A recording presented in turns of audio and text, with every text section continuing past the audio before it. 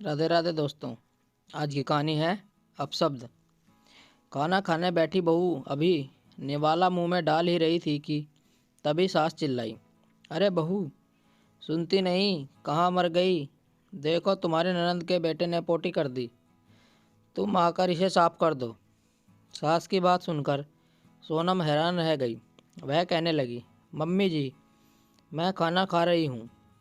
उसकी सास गुस्से में चिल्लाते हुए बोली, खाना खाकर तुम मुझ पर कोई एहसान नहीं कर रही हो जो तुम इतना तेज चिल्ला रही हो। चुपचाप आकर इसकी पोटी साफ करो। अब सोनम का मन घिन हो उठा। वह खाने को वहीं प्लेट में ढक कर उठ खड़ी हुई और हाथ धोकर वह ननंद के बेटे को साफ करने के लिए चली गई।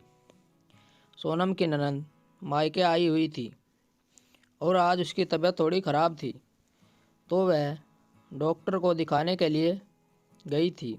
उन्होंने अपना बच्चा घर पर ही छोड़ दिया कि माँ और भाभी उसे संभाल लेंगी और खुद अपनी सहेली के साथ डॉक्टर के पास चली गई।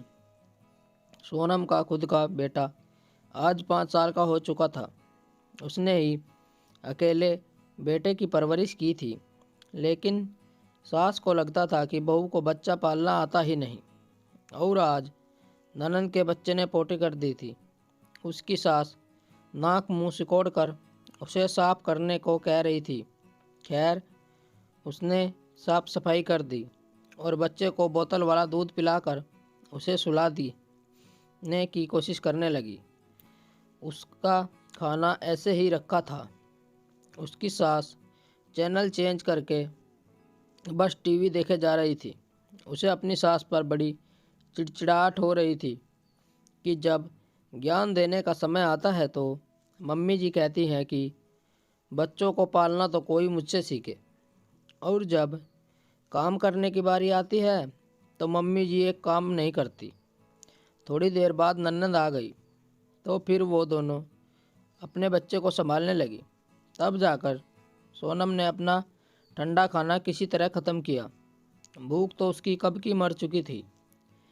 अब तो वह बस खाना बर्बाद न हो इसलिए खाने के लिए बैठ गई थी, वरना उसकी सास 4 बातें और सुनाती और उसे शाम को भी वही ठंडा खाना पड़ता। इसीलिए उसने खाना ख़त्म किया।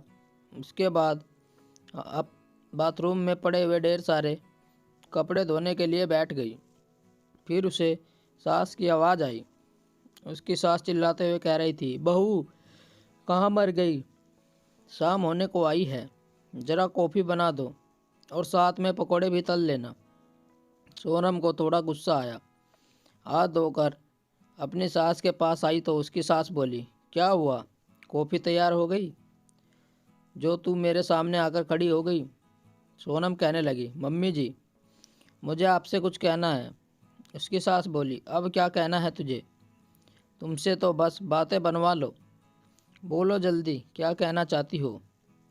तुम्हें तो काम छोड़कर बात करनी है बस। सोनम अपने गुस्से को नियंत्रित करते हुए बोली, मम्मी जी, आप मुझसे हमेशा कहती रहती हैं कि बहू तू कहाँ मर गई। ऐसा क्यों बोलती है? आप मुझे अच्छा नहीं लगता। उसकी सास चिढ़ते हुए बोली, अरे तू मेरी बात का जवाब ही नहीं देती है तो मेरे मुंह से निकल जाता है। तुझे सुनाई नहीं देता तो मैं क्या करूं? तू एक बार में मेरी बात सुन लिया करना, तो मैं तुझे ऐसा नहीं बोलूँगी।